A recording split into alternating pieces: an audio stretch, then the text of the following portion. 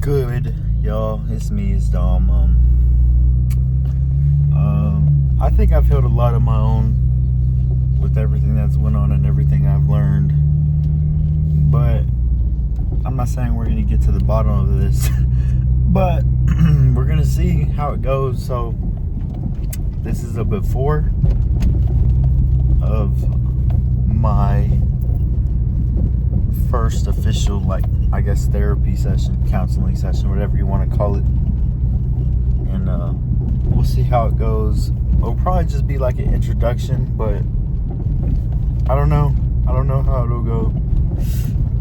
I feel like I'll be I'll try to correct them, and I'll probably just be like, do I just spew everything out? Do I just talk about what I've been going through? Or, I've literally never, as a man, it's kind of weird. I was talking to a family member the other day for advice. I don't know this man at all. I only know him, and he's not really a close relative, but I was still asking for advice, And you could hear the tone in his voice because he was barely being careful, because we don't know each other at all, but still, I was still asking for advice. And that's just really what it is. It's just a perspective and just thinking of where you are, where they are. And it's just, I got a lot of advice and everything, and I don't know how it'll be, I'm not really nervous, I'd say. I'm just really what are you gonna do for me? Like that kind of mindset. What are you gonna do for me, instead of just how are we gonna work this out, or how are we gonna deal with this? I need to go into it with that type of mindset of just, not trying to fix something immediately, because that's not really how things work. Oh man, it's hot. That's not really possible either. That's kind of unrealistic.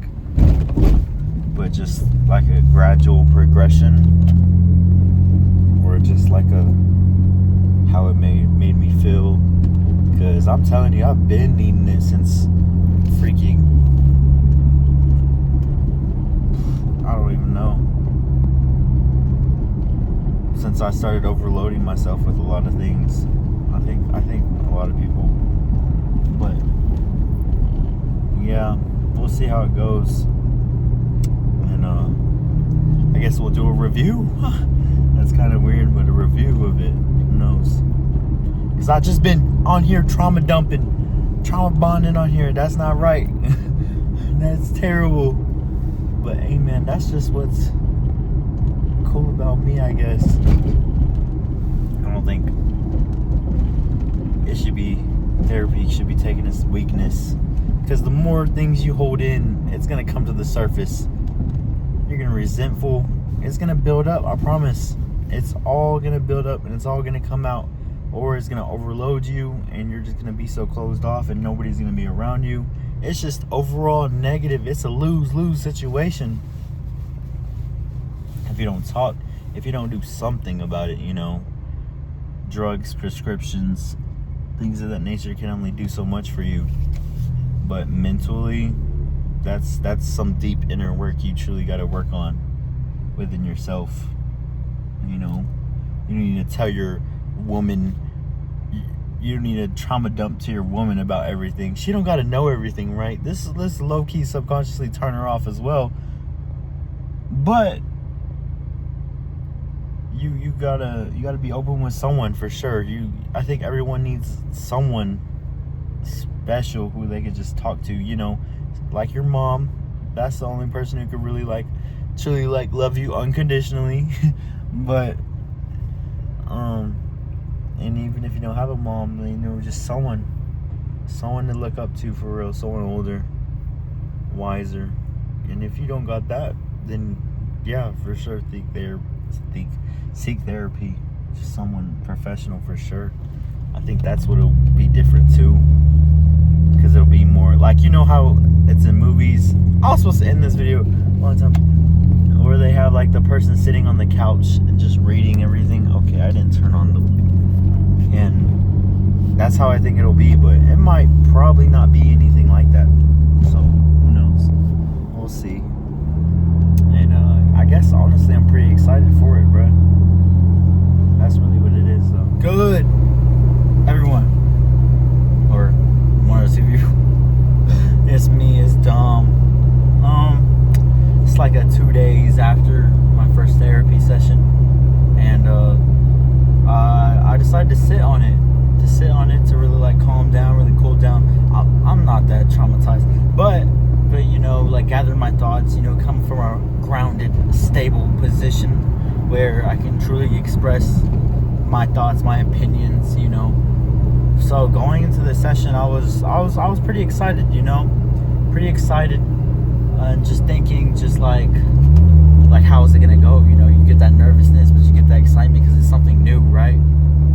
I didn't really feel scared or anything. I didn't really feel like, you know, I'm weak or going into this or no. And there wasn't nobody there, you know. So many people don't even use this type of service from their school, and it's just, man, take advantage of what you got.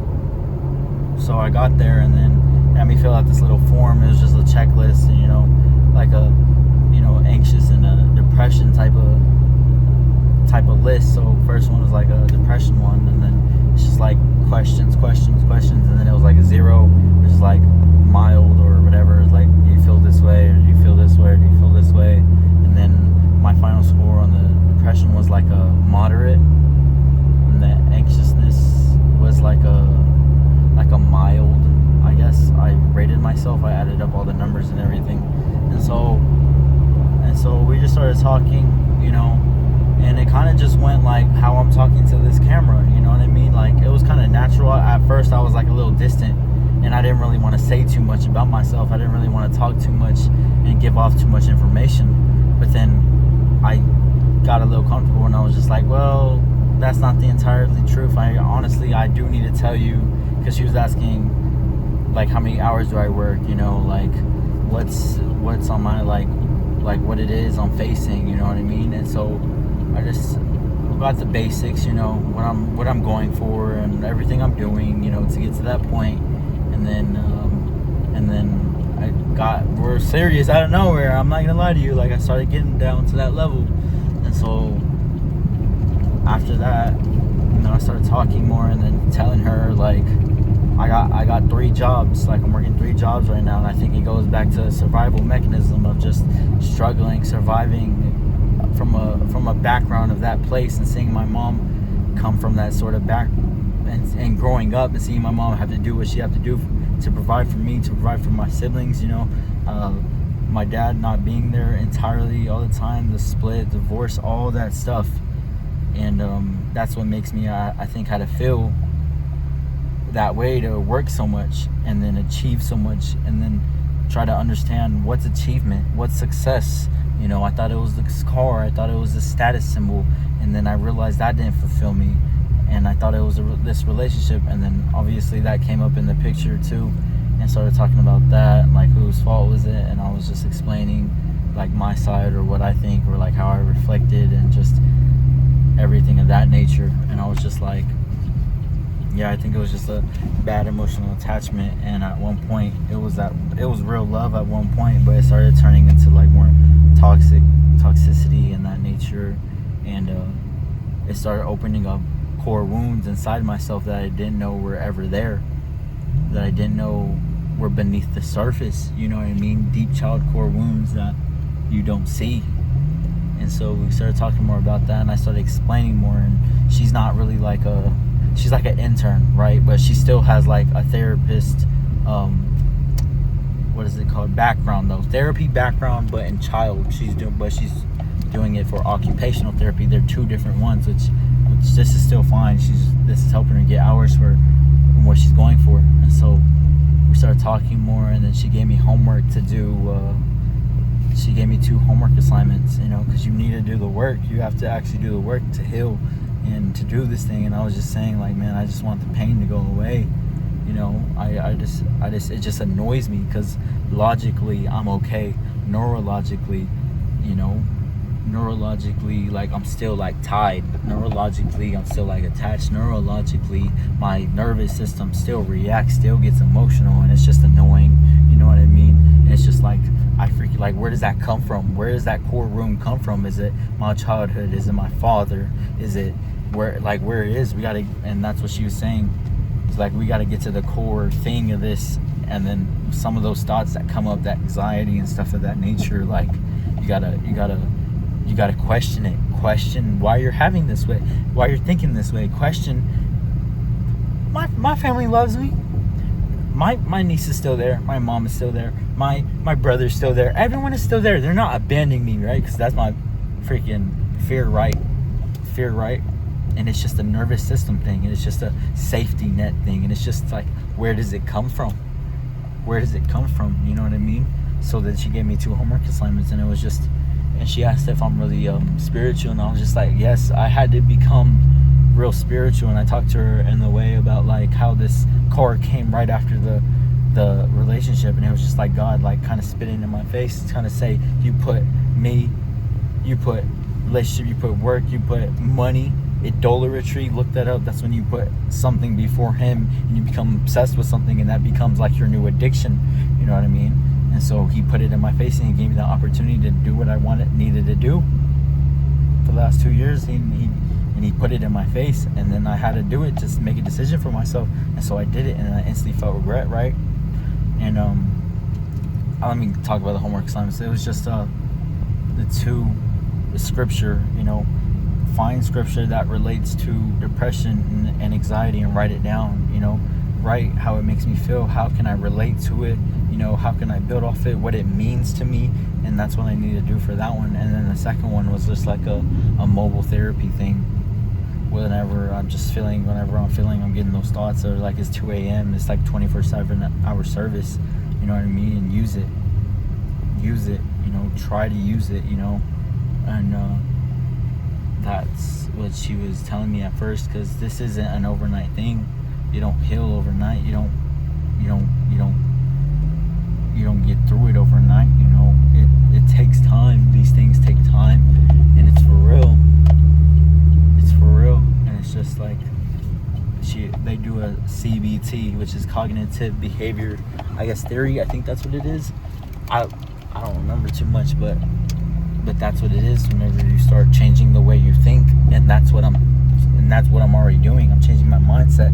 My mindset shift from how I see money, from consumerism, from minimalism, from I don't need as much. I don't need to live off much. I don't need anything. I already got everything I ever achieved in my life.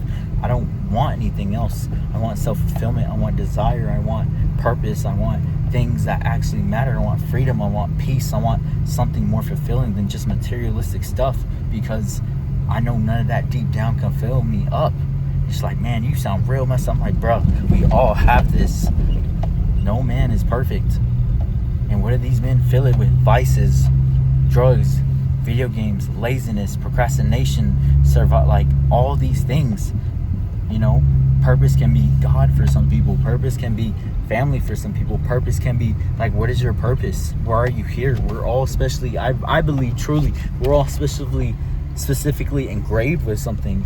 And I've never recorded and been able to just talk so easily just to this camera, and just even if no one's watching, just still do it and leave a mark on society, and just leave a mark, you know, and just have people thinking just like, wow, this man is super self-aware. Wow, this man is really going through it. Wow, this man really, you know what I mean? There's gonna be someone, at least one person, to take away something, right? It's like he's just going through heartbreak. Like, no, it's a lot deeper than what it is.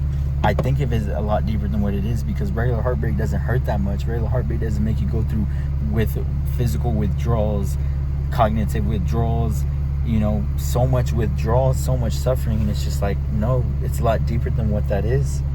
You know what I mean? So that's how I'm taking it, you know. And that's what it goes back to, you know, that self-actualization. This is the highest part of Maslow's hierarchy, you know, that desire to fulfill one's full potential. And I'm realizing this at 21 years old. No one gets to this, really nobody starts to get to this point until they're freaking 40s, 50s. You know what I'm saying? So I'm being really self-aware. I'm not better than anyone, but I'm on that level of thinking, you know what I mean? And so if I could just like impact people around my age, you know, just have them questioning, have them thinking, you know, like, what is it truly? Because imagine you do get that super nice car, imagine you do get that super big house, imagine you do get all that and you have no one to fill it with, you have nothing, and it's just there, it's just a piece of metal, it's just a piece of wood, it's just there. Like, what are you doing to contribute to society? Like, how are you helping other people? You know what I mean? You can have all the money in the world, but what's it gonna do for you? You know what I mean?